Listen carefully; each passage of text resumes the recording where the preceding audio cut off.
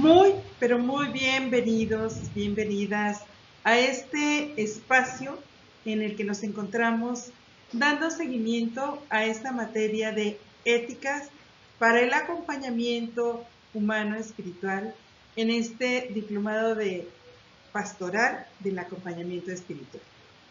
Soy la facilitadora de esta materia, soy Teresa de Jesús Raigosa. Me da mucho gusto estar contigo y dar seguimiento a estas características. En la medida que vamos avanzando, vamos precisamente entrando en ese proceso tan fuerte que va haciendo esa ética con la diferente temática que vamos a abordar. En este caso, vamos a ver lo que son las barreras en la comunicación. Y dentro de estas barreras en la comunicación, específicamente en las relaciones humanas.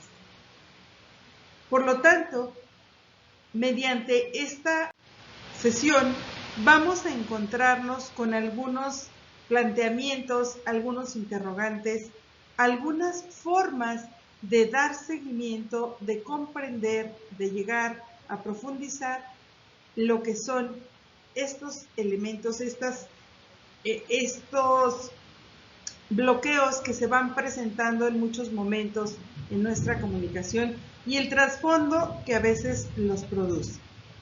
¿Por qué la comunicación no logra un objetivo? En primer lugar, es importante darnos cuenta que la razón por la que la comunicación no logra su objetivo no es la falta de comunicación. A veces esa es nuestra creencia. ¿Por qué no logra su objetivo? Pues porque no hay comunicación. Porque hay falta de comunicación. No siempre. No es la falta de comunicación. En este caso es porque la comunicación siempre existe. Siempre hay comunicación. Lo que existe son obstáculos para la misma. Son obstáculos que impiden ver esa parte, establecer ese vínculo entre las personas. Eso es lo que va impidiendo que se logre el objetivo de la comunicación. Y vaya que la comunicación es el fundamento precisamente para lograr no solamente la interacción entre personas, sino muchos proyectos que a veces son nuestras propuestas, nuestros sueños en la vida, y que la falta de esa comunicación realizada como una verdadera comunicación que nos permita realizar esa interacción es que nos dificulta, porque se presentan barreras que traen un trasfondo. Un poquito más adelante vamos a ver cuál es ese trasfondo que me impide comunicarme con amplitud. Y entonces, en la medida que voy caminando y que voy buscando por qué la comunicación no logra su objetivo, me voy a dar cuenta que los mensajes no verbales reflejan muy claro que cuando los interlocutores responden inmediatamente, sin dudarlo, ocultan el verdadero sentido de las palabras. Cuando alguien hace una pregunta a un interlocutor y de inmediato da una respuesta sin pensar siquiera si esa respuesta verdaderamente es acorde a lo que preguntan, muchas veces es una defensiva. Y entonces, algo importante es aprender a callar. ¿Por qué? ¿Por qué es importante entrar en este proceso, darnos cuenta de esta claridad que se visualiza mediante estas barreras que vamos destacando, que vamos encontrando? Precisamente vamos a enunciar algunas de estas barreras y vamos a entrar a esa visión objetiva de qué es el motivo, cuál es el trasfondo, cuál es la esencia de lo que estamos hablando. Hablamos de comunicación, hablamos de barreras en ella, pero ¿cuáles son las principales fallas en la comunicación? En este momento vamos a abordar 15 obstáculos más comunes. Obviamente no son los únicos. Sin embargo, son esa parte fuerte, importante, fundamental en la que son los más repetitivos. ¿Como cuáles? Como el no escuchar. Y no escuchar es tal vez la barrera más importante para la comunicación, porque se dice que la base de las relaciones humanas es esa capacidad de comunicarse, y para hacerlo es preciso saber escuchar. Para aprender a escuchar hay que aprender a callar. Y para callar no se trata solamente de cerrar la boca, de entrar en silencio, sino de hacer esa resonancia interna en donde lo que escucho lo voy asociando con esa otra parte que va a permitirme llevar a cabo ese escuchar. Entonces, no escuchar es una de las barreras más frecuentes. Y en realidad, pocas veces escuchamos. Si nos ponemos un tanto a visualizar, a darnos cuenta, ¿cuáles son esas características, esas veces que no escuchamos? Al dialogar, ya estamos preparando la respuesta. Estamos listos para el combate verbal. Y creo que eso es importante distinguirlo. O escuchamos una parte, la que más nos convenga, y nos vamos adaptando a los propios intereses, y entonces viene esa otra parte en donde apenas me dicen una palabra y la asocio con toda una estructura de evidencias, de cosas que conozco, que escuché, que me dijeron, que no me parecen, y entonces empiezo a jalonearme yo misma en esa comunicación. Sí, ya sé que me vas a decir que no hice, que no fui, que no... A ver, espérame, escucha. No te voy a decir nada de lo que tú crees. Porque si tú estructuras esa parte, entonces, sin escuchar, evitas escuchar realmente. Elaboras todo un mensaje que no te han dicho, que no te han transmitido. Y entonces viene el obstáculo pesado, no escuchar. En algún momento, un profesor que estaba impartiendo su clase de historia sobre la Revolución Francesa y algunos de los episodios de ese país, se encuentra precisamente con una característica similar a esta. Un estudiante alza la mano y comenta que estuvo en el verano pasado de vacaciones en París. Sin duda, nuestras relaciones humanas se enriquecen si ante todo habláramos menos y escucháramos más. ¿Qué pasa con esta clase de historia? Pues es algo simplemente un comentario que no tiene trascendencia acorde a lo que el maestro explica. El maestro explica en su clase algo relacionado sobre la Revolución Francesa. Y el alumno solamente dice, maestro, el verano pasado yo estuve en París. ¿Qué tiene que ver con la Revolución Francesa. Está dando una información que no le solicitan.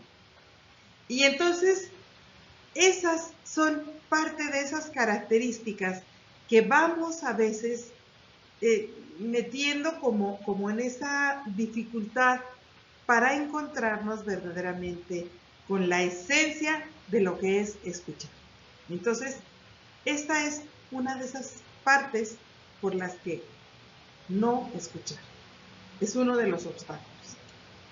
Otra es el poder, la ideología, el estatus. Se ha dicho que el poder tiende a corromper y que el poder absoluto corresponde absolutamente, lo primero que corrompe son precisamente las relaciones humanas. Y se requiere una buena dosis de sabiduría y salud mental para no usar el poder y el estatus que éste otorga en contra de los demás. Este estatus que va a dar en contra de los demás cuando se está en puestos o situaciones que conllevan poder. ¿Qué características de estas pudieran ser esos elementos que menciono aquí sobre el poder, la ideología? En primer lugar, el poder no se refiere solamente a los altos niveles. Ser presidente de la República o gobernador del estado o algún cargo importante. No solamente eso se refiere a poderes. También a posibles formas de poder de menos envergadura, pero igualmente dañinas. Por ejemplo, en una familia, el padre con los hijos, o el profesor con los estudiantes, o el jefe con los empleados, el teniente con los soldados rasos, etc. Y en este caso, en nuestro campo de vida consagrada, también pudiera ser las formadoras con las formandas, o la superiora con las hermanas súbditas, que no son superiora, que no son, que no tienen un cargo.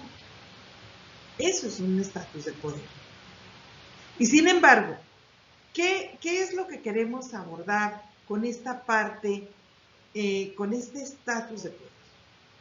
En primer lugar, es importante darnos cuenta con acierto cómo recuerdo ahorita cómo Anthony de Melo menciona que no ser arrogante con el humilde, ni humilde con el arrogante, es una forma de ir a esa experiencia de hacer a un lado ese exceso de poder. Sobre todo, una forma sutil de poder y de manera de acercar a las personas, a pesar de ello, es la siguiente anécdota. Por ejemplo, se dice que una muchacha norteamericana que tomaba clases de baile en una antigua escuela, obviamente una escuela de danza, porque eran clases de baile, manifestaba una constante tendencia a ser ella la que llevaba a su pareja, lo cual solía originar protestas como: oye, ¿quién lleva aquí? ¿Tú a mí o yo a ti? Y ya era como ese empezar a reclamar. Y obviamente era el momento de hacer uso de este poder. Un día resultó que la pareja era un joven chino.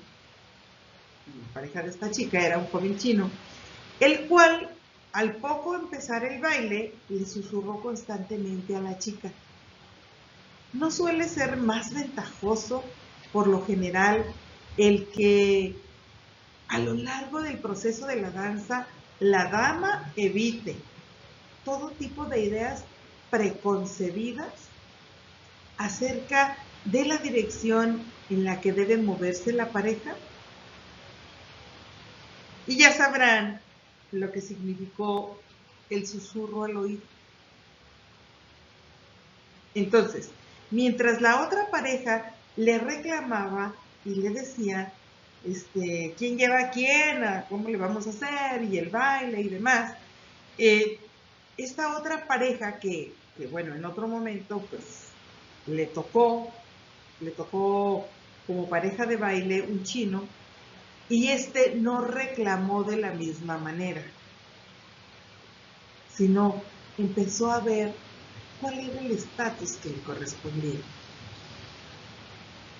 Y entonces, esa parte, ese poder, esa ideología, ese estatus, es importante manejarlo precisamente para darnos cuenta cómo en muchas ocasiones viene a impedirnos una comunicación sana.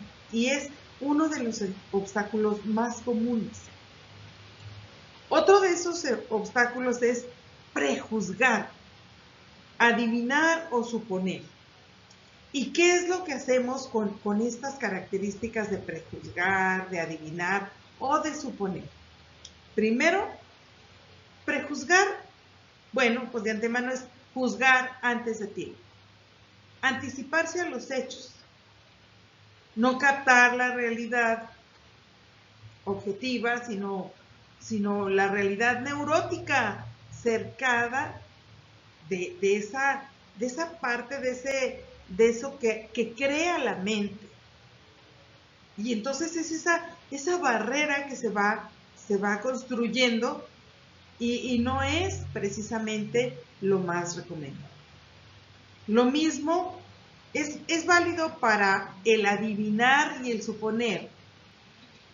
Esta parte es válida también. También son construcciones neuróticas mentales que nos impiden ver la realidad de las personas. Esa realidad de tal cual es la persona que está aquí y ahora conmigo y no como han estado en el pasado. ¿Cuántas veces el hecho de que me refieran a una persona, lo primero que voy a hacer es a decir, sí, ya la conozco, ya sé cómo se comporta, ya conozco su forma de ser? A ver, ¿de verdad conoces su forma de ser? ¿De verdad es que conoces a esa persona? ¿Por qué le quitas la posibilidad de generar cambios en la forma de conducirse? Y entonces, esa realidad es la importancia de visualizar a esta persona sin prejuzgar y verdaderamente darme cuenta que estoy aquí y ahora frente a una persona muy probablemente diferente a aquella que conocí en el pasado. Por ello, se dice que ningún paciente está enfermo como su expediente clínico. ¿Por qué? Porque en primer lugar, el expediente clínico siempre va a estar con las mismas notas. Tiene fiebre y tiene un azúcar de 800, no sé, bueno, no sé como los términos médicos, pero bueno, imagínense que sacan el expediente de un paciente que estuvo hace 2 años. Y obviamente en 2 años el paciente, una de dos, o ya se alivió y anda aquí ya feliz y contento, o se murió, dependiendo del contenido, del padecimiento, no del contenido, del padecimiento. Y entonces, cuando vamos y sacamos aquel expediente, el expediente tiene exactamente las mismas características, no se ha movido. Por eso se dice que ningún paciente está tan enfermo como está el expediente clínico. Nadie puede bañarse 2 veces en la misma agua o en el mismo río. ¿Se acuerdan de ese dicho,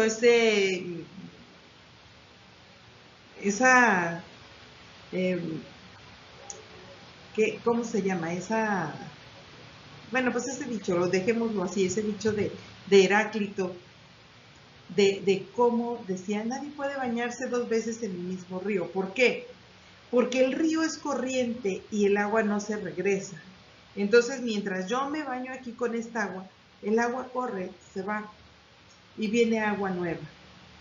Entonces, esa es la característica del no bañarse 2 veces en el mismo río. Por lo tanto, en cualquier caso, prejuzgar, adivinar o suponer son formas de mantenerse en complicaciones y de ser una separación también entre personas. ¿Cómo entonces voy a poder llevar adelante ese procedimiento cuando esas características de prejuzgar, de adivinar y de suponer, cómo las voy a poder procesar para evitar esos conflictos? En la medida que avanzo, me doy cuenta que, bueno, vamos a ver 15 obstáculos y otro de ellos es las actitudes negativas como la subjetividad. ¿Y eso qué? ¿Cómo está dicho? ¿Cómo se visualiza? Y podemos darnos cuenta cómo las actitudes son disposiciones que tenemos en nuestras reacciones hacia personas o cosas. ¿Como cuál? Cuando las actitudes son positivas, y ya hablamos de servicialidad, de escucha, de tolerancia, son actitudes positivas. Y estas actitudes positivas suelen facilitar las relaciones. Sin embargo, cuando son actitudes negativas, representan un serio impedimento para la comunicación y el acercamiento entre las personas.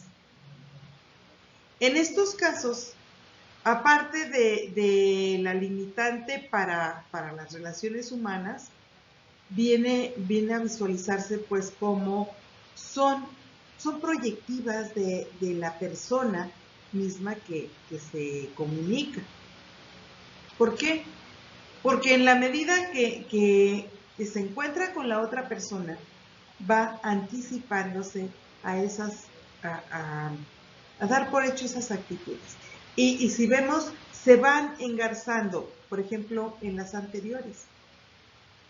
El prejuzgar, y entonces esas actitudes negativas también vienen siendo algo muy semejante. En estas características podemos decir que vemos a los demás no como es, sino como somos nosotros. Y eso nos impide verdaderamente ver a la persona desde su autenticidad. Casi nunca vemos la realidad, sino una deformación de la misma, y la vemos expresada en teorías, en ideas subjetivas. Con mucha frecuencia vemos en los demás los defectos que no vemos en nosotros mismos. Como el caso del niño que, viendo los leones en el zoológico, en compañía de su papá, o sea, el niño iba con su papá, le dice a su papá: ya vámonos, ¿ya estás empezando a tener miedo?, le dice el papá. No, es que gruñen igual que como yo he oído que lo haces tú. Qué fuerte situación. ¿Por qué? Porque, en primer lugar, estas características vienen a darnos una un impacto en donde vamos reconociendo lo que a veces estamos dando por hecho con anticipación, donde esas actitudes negativas, la subjetividad, se van presentando. Entonces, si el papá responde, el niño le dice, simplemente le dice, ya vámonos. Y el ya vámonos pudo haberle preguntado, ¿ya te cansaste? ¿Estás enojado? ¿Qué te pasa? ¿Apenas llegamos? ¿Qué sé yo? Los papás tienen muchas respuestas o muchas preguntas también. Ah, no, el papá responde, ¿ya estás empezando a tener miedo? Y sin embargo es muy fuerte la respuesta del niño. No, es que el león le está haciendo como le haces tú. Y entonces, ¿cómo entonces vamos a seguir caminando? Esas características pueden hablarnos también de este otro obstáculo, y nos podemos dar cuenta cómo es la superficialidad. Y la superficialidad se evidencia en las conversaciones. Esas conversaciones muchas veces frívolas, temas intrascendentes, programas de televisión o de radio de escaso valor formativo. Y entonces nuestras relaciones, nuestras comunicaciones son de trivialidades, de una cosa superficial. Imagínense que este es el tipo de comunicación que nosotros abordamos cuando le pedimos a una de las formandas que venga para tener una entrevista conmigo. Sí, madre, dígame. A ver, quiero ver contigo, ¿qué piensas de los leones? ¿Cómo? ¿De los leones cómo? No, pues que son grandes, que son gruñones, que son fuertes, que son pues, va papalotear. ¿Por qué? Porque no tiene nada que ver. Y además, la intención de ese diálogo, de esa charla profunda con la formanda, viene precisamente a visualizar quiénes somos, una y otra, ambas partes, con el papel que a cada una nos toca. Y entonces viene ante esa pregunta muchas veces una pobreza mental, una desolación psicológica, una característica que limita esas posibilidades de establecer relaciones profundas. Esas relaciones profundas que se hacen con, creo que muy pocas personas. Cuando yo, en lo personal, he ido como a esos momentos de tratar de reconocer con qué personas me relaciono, cómo son mis relaciones, me he dado cuenta que, así como que puedo contar las relaciones fuertes, las relaciones profundas, las verdaderas amistades, así como con los dedos de mi manita. ¿Por qué? Porque el hecho de que yo me relacione con cientos de personas, con miles de personas, no quiere decir que yo tengo una comunicación profunda con todas. No la tengo. ¿Por qué? En primer lugar, porque a veces son una comunicación de asuntos, una comunicación en la que solamente voy a solicitar una información, porque si no voy a solicitar, a veces voy a rendir una información. Y entonces viene esa parte en donde decimos, ¿qué sucede? ¿Qué sucede frente a estos acontecimientos? ¿Qué sucede frente a esta superficialidad? Quizá esta superficialidad es precisamente el síndrome de una cultura light. Es lo que le sucede, por ejemplo, a la esposa que le habla al esposo diciéndole desesperadamente que se siente mal, sola y distante de él, y que el esposo le responde platicándole de los resultados de fútbol del domingo. Y entonces, ¿cómo vamos a comprender esa parte superficial de la comunicación, en donde muchas veces nos limitamos a escuchar una parte y a demostrar que no me interesa lo que me están diciendo? Y mientras me duele, me dicen, me duele la cabeza, me siento mal. Oye, ¿y qué vamos a comer? O sea, a ver, perdón, como, ¿qué fue lo que escuchaste que dije? No te estoy invitando a una comida, no te invito a un banquete, no te dije qué hice de comer. Te dije que me siento mal. Y entonces, en ese me siento mal, es importante ver qué características vamos a descubrir. En esta parte de superficialidad, en esos obstáculos comunes de la comunicación, les voy a pedir que vean, después de que terminemos esta presentación, que vean una película de la que les dejé el link allí en la carpeta de materiales. Es una película muy interesante que va a permitirles visualizar esas características tan marcadas de lo que es la superficialidad en la comunicación y cómo trasciende cuando verdaderamente cuando se llega a una comunicación más a fondo, donde se derriban esos obstáculos, entonces las circunstancias cambian.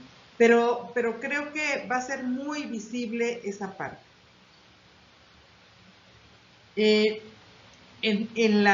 En estos obstáculos, bueno, vamos a seguir viendo, dijimos que 15, viene esa otra parte de la rutina de vivir. Y en la rutina de vivir viene esa vida que está compuesta por una serie de círculos repetitivos que vivimos de manera cotidiana.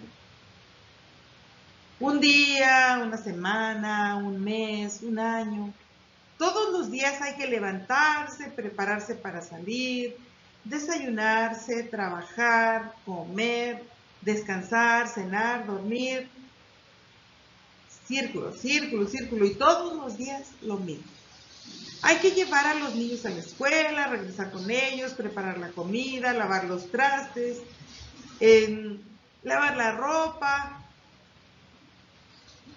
Así hay días, semanas, meses.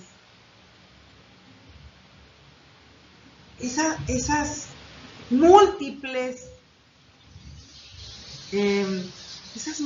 actividades rutinarias que a veces nos van impidiendo verdaderamente tener una comunicación que nos permita relacionarnos con las personas que verdaderamente nos importan, porque incluso eso va haciendo una ruptura, va rompiendo esa comunicación, sobre todo con personas que nos importan. Sea nuestra familia, sea nuestra comunidad, sea nuestro ambiente de trabajo. Entramos en la rutina y nos rompemos y nos rompemos. Entonces, ¿qué es lo que pudiéramos visualizar que se vuelva trascendente, que se vuelva importante y que esa rutina pudiera convertirse en algo diferente? Ya no en esa carencia de vida, lo mismo que la comunicación y las relaciones humanas, sino que todos los días vivimos con la misma gente, vemos a los mismos clientes, a los mismos compañeros de trabajo, y sin ellos nos percatamos de que vamos perdiendo la dimensión de las personas. Ya no las vemos. Se convierten en algo así como muebles con los que estamos todos los días. El mismo escritorio, mi misma compañera, contesta el teléfono, o da clases si es una maestra, en fin. Los hacemos transparentes, ya no los vemos, son nuestros compañeros de rutina. Y entonces esas relaciones con esas personas también se van deteriorando. Por eso es tan importante entrar en ese dinamismo que nos permita comprender cuáles son esas circunstancias importantes que me lleven a romper con esa rutina y vivir en en un ambiente fresco, renovado, en el que vayamos siendo lo suficientemente capaces de crear un ambiente nuevo, un ambiente diferente y por lo tanto una comunicación verdadera en la que podamos crecer todos, caminar todos. Además, esta rutina de vivir nos transfiere muchas veces a esta otra parte, el engaño y la mentira, porque ya estamos acostumbrados a vernos, a caminar, y en este caso sabemos que la mentira separa a las personas. Con el engaño se cava una zanja entre las personas que las hace ser distantes, lejanas. Incluso en los casos en los que se sostiene una mentira como protección psicológica, entre la persona engañada y la que miente, se eleva un muro. Un muro muy fuerte que rompe ambas partes. Por ejemplo, el caso de los niños adoptados a los que no se les dice su origen, de dónde son, quiénes son sus papás, o de mentiras en la vida de la pareja, infidelidad conyugal, fingir que están felices uno con el otro, que se sostienen mutuamente para evitar o no abordar el conflicto. Por eso, la paz en los ambientes fraternos, comunitarios, puede ser una paz barata cuando nos quedamos en esa parte de fingimientos. Aunque es cierto que a veces hay verdades difíciles de revelar y que incluso se requiere de asesoría psicológica en muchos casos, por ejemplo, la muerte de familiares, o adopción de miembros de la familia, un padre en prisión. Sin embargo, la verdad libera más a las personas a pesar de las crisis que ésta pueda generar. La libera. En algún momento creo que tú que estás viendo esta reflexión, esta charla, esta exposición, puedes, ya en algún momento les he dicho también que pueden regresar su película. ¿Cuál película? Esa serie de vivencias en las que yo puedo ubicar características concretas como las que se han estado mencionando aquí. ¿Qué mentiras, qué expresiones de engaño he tenido? Y vaya que lo enfatizo como entre comillas, he tenido que llevar a cabo para salvar circunstancias mayores. Es que es una mentira piadosa. Recuerdo una vez que en una comunicación, en una charla que estábamos entre personas amigas, había un sacerdote. Y algo estaban diciendo de las mentiras y se me ocurre decir, bueno, pero pues a veces hay mentiras piadosas con las que evitamos como el dolor de tal persona. En fin. Y voltea el padre y me dice, no te engañes, Tere. No te engañes, la mentira es mentira. Y mientras tú dices que vas a quitarle el sufrimiento a una persona, cuando menos esperes, esa persona está sufriendo mucho más. Entonces, no te engañes.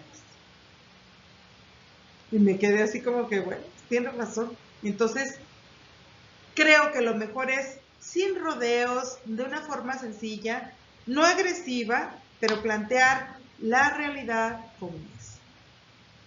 Después de todo, dice el Salmo 104, la verdad nos hará libres.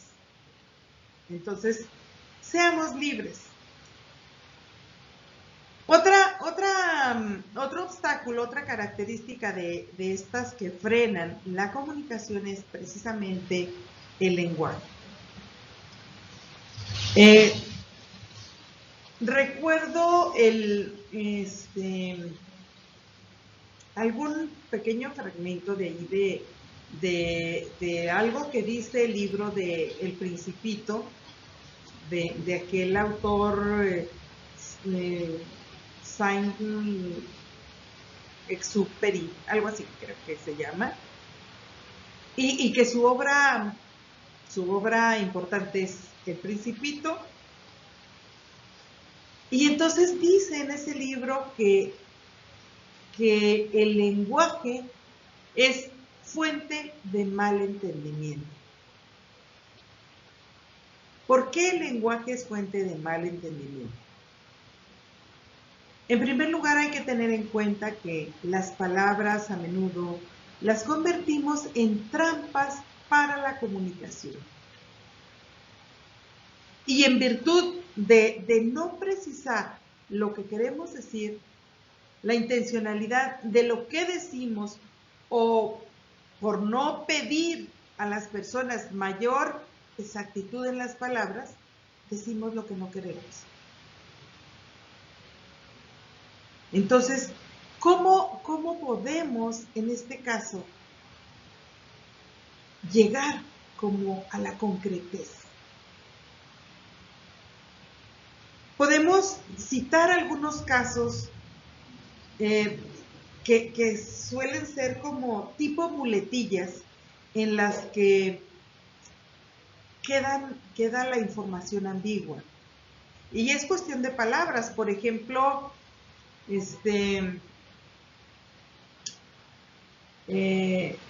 cuando decimos nos vemos al rato. ¿Al rato? O al mediodía. Pues, ¿qué horas son? ¿A qué horas es mediodía? ¿A qué horas es al rato?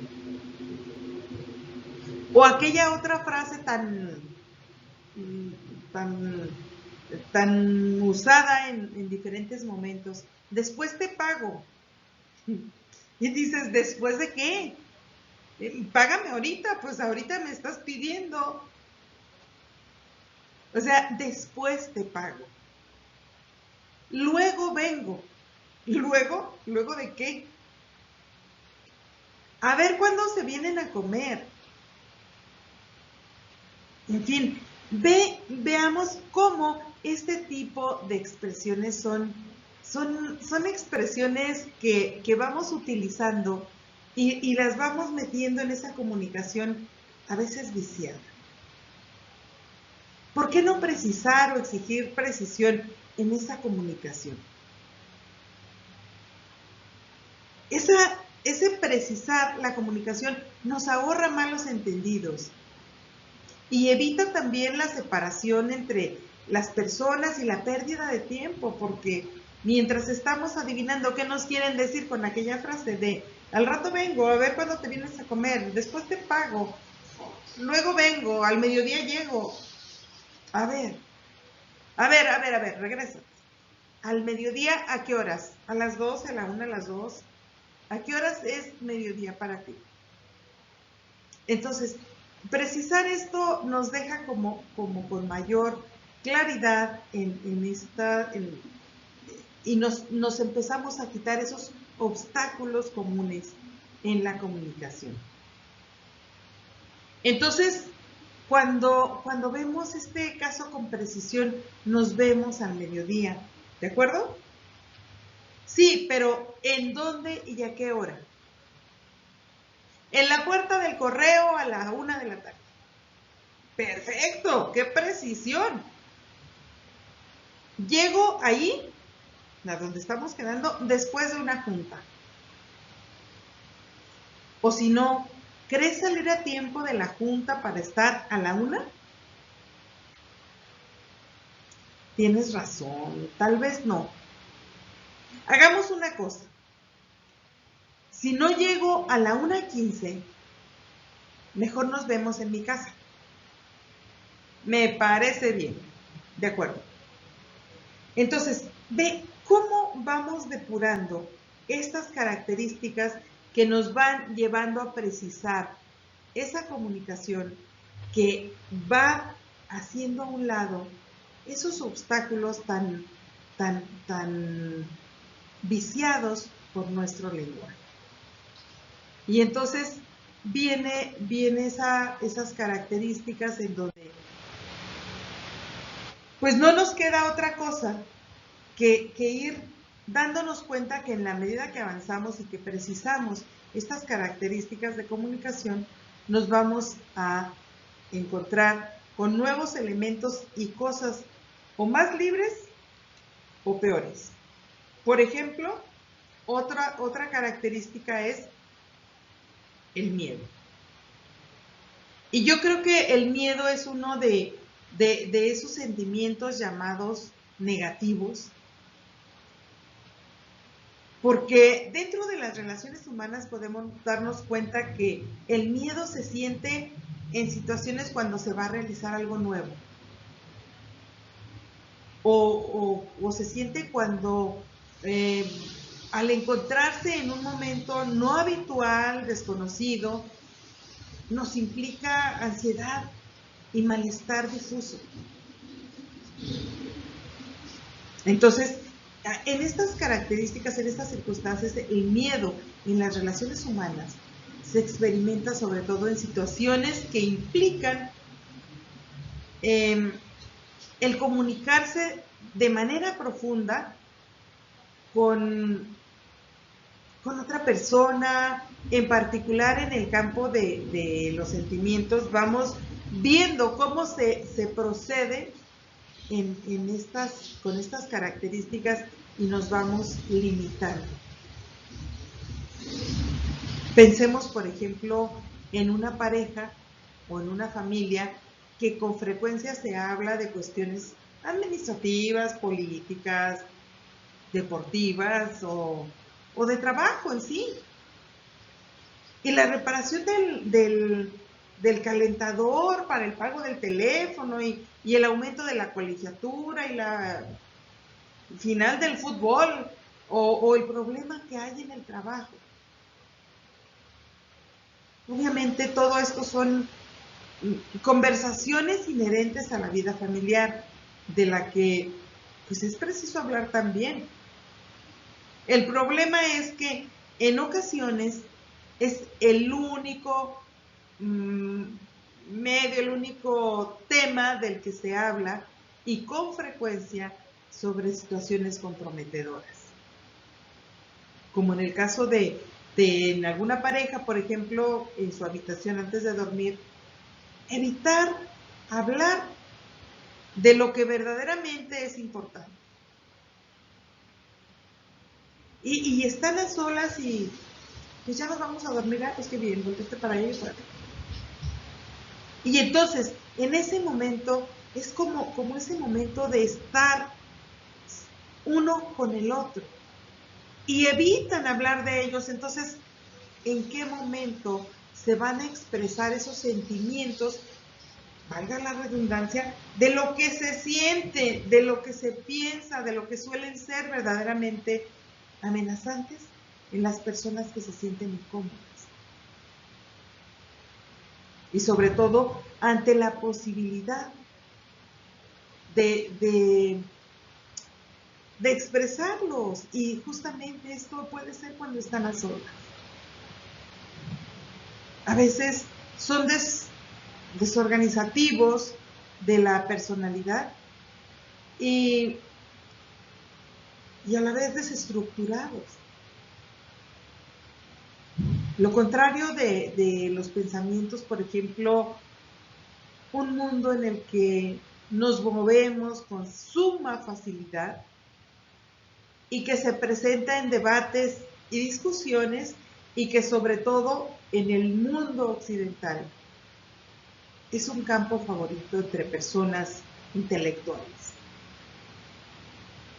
¿Cómo entonces esa parte de comunicación vamos a llevarla a cabo y esta realidad llevarla a las relaciones humanas? Esas relaciones humanas que más precisan de profundidad con la misma pareja, con amigos, con esa relación entre padres e hijos, como un sistema defensivo ante el miedo. Entonces, el miedo es una de esas características que precisamente impide al ser humano hacer frente a las realidades que muchas veces requiere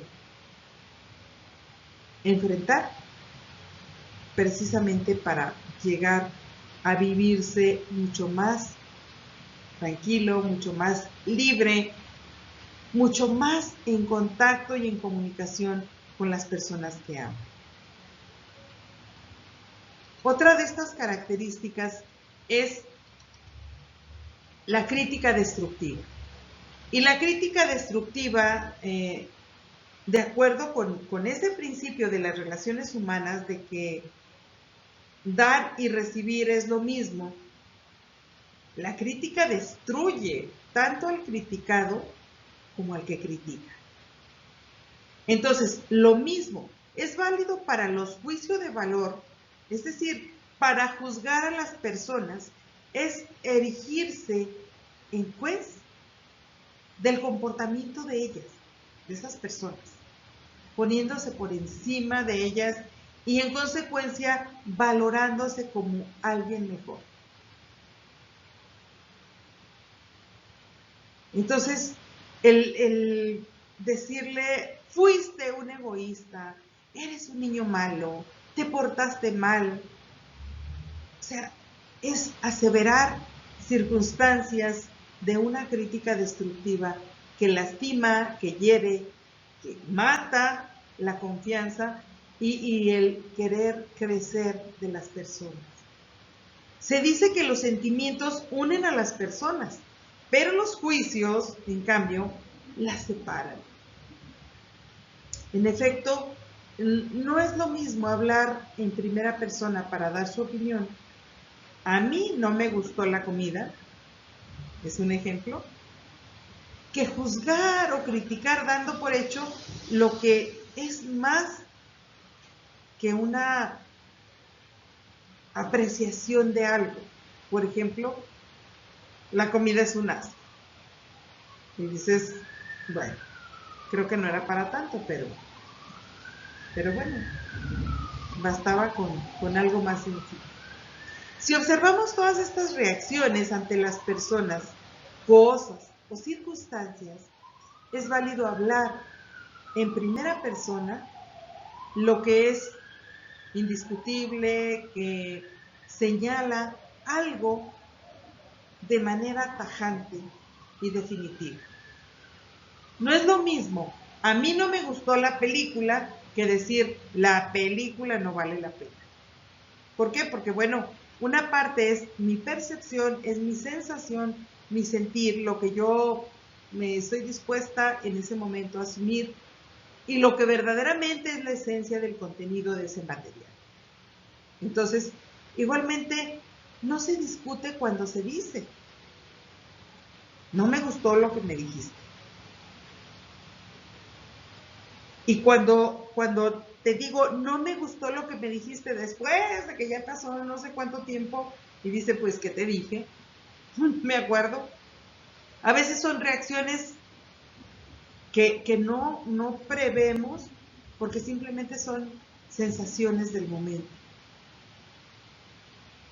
Entonces, estas características son circunstancias que pueden llevarnos precisamente a visualizar la crítica destructiva dentro de estas barreras más comunes en la comunicación. Otra, ya me lo acabamos. Otra es las lenguas y la cultura. ¿Qué podemos decir de estas características?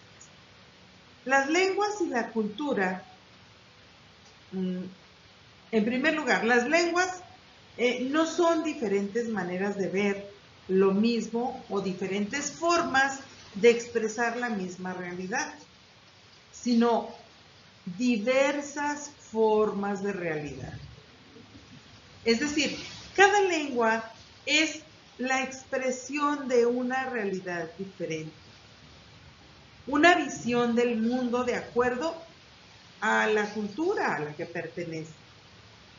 De ahí surge el problema de la comunicación transcultural, en donde cuando se quiere traducir una realidad objetiva a otra lengua y cultura, en ocasiones se asemeja a los intentos de los terrícolas por establecer comunicación con lunáticos, o sea, con alguien que parezca solo exagerado. Entonces, por ejemplo, en algunos casos la palabra agua no tiene la misma connotación para el habitante de la isla que para un árabe en el desierto. La primavera es esperada de manera diferente por los habitantes de los países tropicales que por los que viven en las partes altas de los Alpes. O sea, no lo pueden ver igual. Después de 6 meses de invierno, abrir una botella de vino en México no corresponde. En cuanto a la intencionalidad de las palabras con los franceses, quienes lo hacen de manera habitual.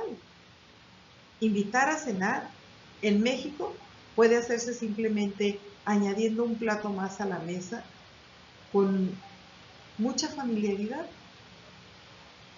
Pero en Francia, no, eso no es lo mismo. Representa una invitación formal que implica día y hora con el invitado. Llegue normalmente con unas flores para la anfitriona de la casa.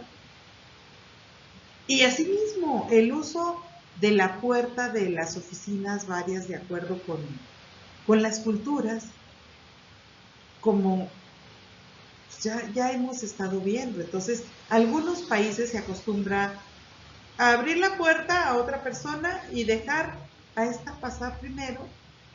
En otros se abre y se entra y luego se invita a pasar a una persona. Entonces, ¿cuál es nuestra cultura, nuestro criterio, nuestra lengua o aquella parte que verdaderamente va a comunicar algo importante?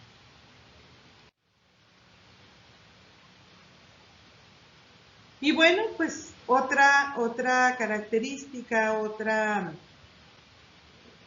otro obstáculo es el creer que solo existe una realidad, la nuestra, por supuesto.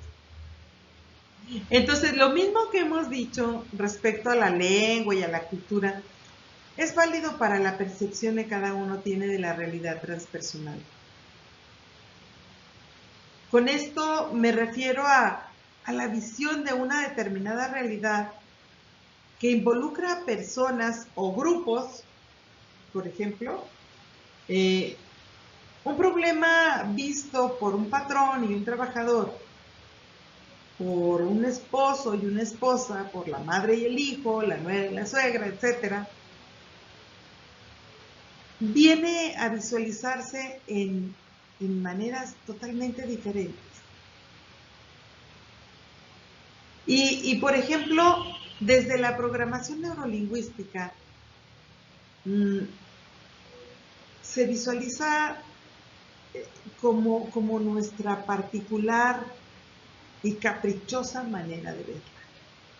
Por ejemplo, la negativa de la esposa ante la insistencia del marido de llevarla a comprarse ropa, generó frustración en este, y solo meses después que le dialogaron sobre aquel momento, sobre aquella realidad, se percataron de que esa situación tenía significados diferentes para uno y para el otro.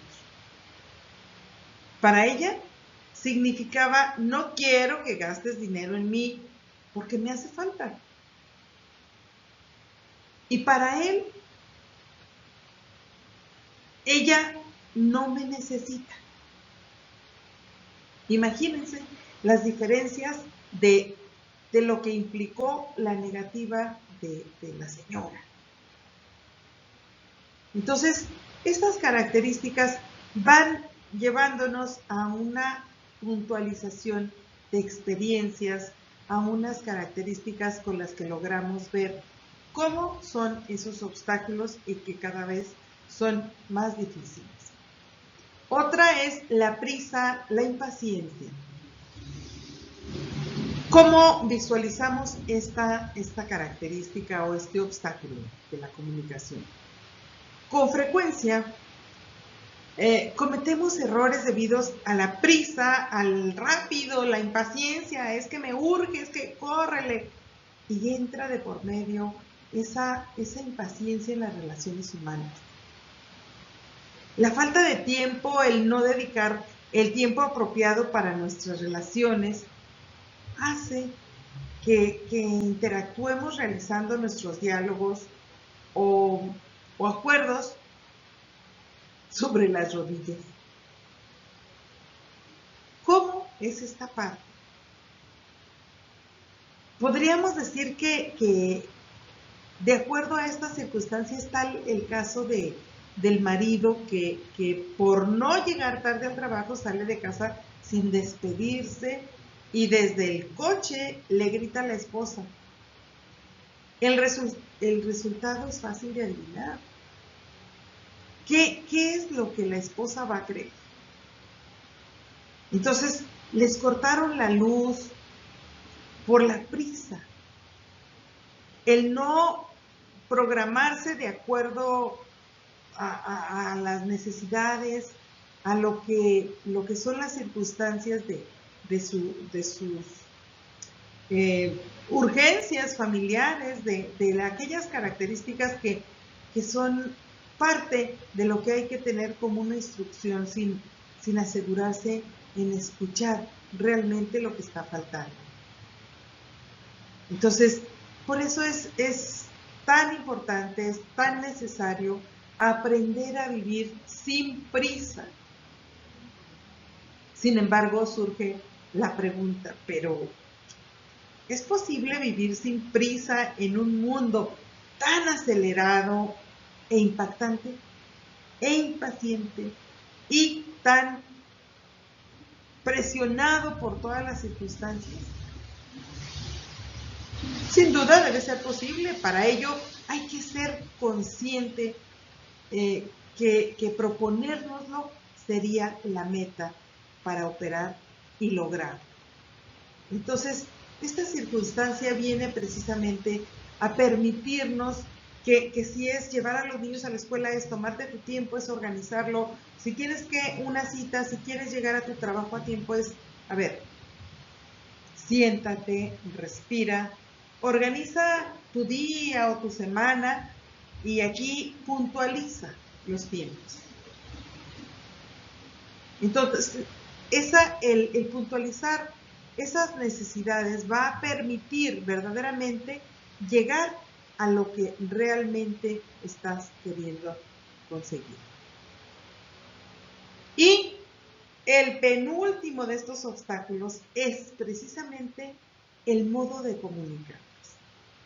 Entonces, en el modo de comunicarnos viene a visualizarse precisamente las relaciones humanas que a veces perdemos con mucha frecuencia, no tanto en el qué decimos, pedimos o solicitamos, sino en el cómo, la manera que empleamos para hacerlo. Es decir, la falta no está en lo que pedimos, sino eso que pedimos a los demás responderían con agrado si les fuera posible hacerlo, sino en el modo empleando el pedirlo, para pedirlo. O sea, las personas reaccionan habitualmente de manera molesta por el modo utilizado para comunicarles o pedirles algo.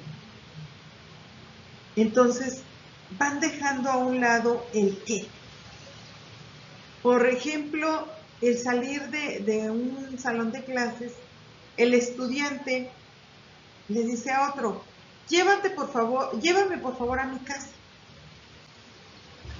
Y aunque existe el favor, sin embargo, el tono elimina el favor y da un mandato. Entonces, ven cómo nuestro mismo lenguaje, ese modo de comunicarnos nos va muchas veces impidiendo el ser parte de ese voy contigo, de ese me siento bien contigo, me podría ir contigo. Entonces, a modo de pregunta es diferente. Entonces, analizar esta situación efectivamente nos va a llevar a considerar el modo que no había sido que no había sido tan conveniente, sino el momento que es parte del modo. Entonces, ese analizar, esa forma de relacionarnos con la otra persona, esa forma de pedir favores, y sin embargo, al comunicarnos implícitamente damos mensajes como sobre cómo las personas se comportan al interior de esa relación. Porque los mensajes subyacentes pueden ser, por ejemplo, de sumisión, de autoridad, mandato, etc. Pero los mensajes implícitos en toda interacción conforman el nivel de la relación. ¿Sí? Por ejemplo, si llegamos a nuestra comunidad y nos dicen, pues, ¿dónde estabas? ¿Dónde estuviste toda la tarde? No te vi toda la tarde. Ah, es que estaba preparando mi clase. Pues yo fui a donde preparas tu clase y no estabas. Que si por ejemplo, en una familia, ¿dónde estuviste toda la tarde? Ah, estaba con mis cuates. ¿De verdad estaba con sus cuates? Pues quién sabe, ¿verdad? Pero esas características son las que el tono de voz va a llevar a que la persona lo viva diferente. Y bueno, por último, ya llegamos al 15. El 15 es el no empatizar. Entonces, dice un refrán que no hay que juzgar mientras no haya andado 1 kilómetro con los zapatos del otro.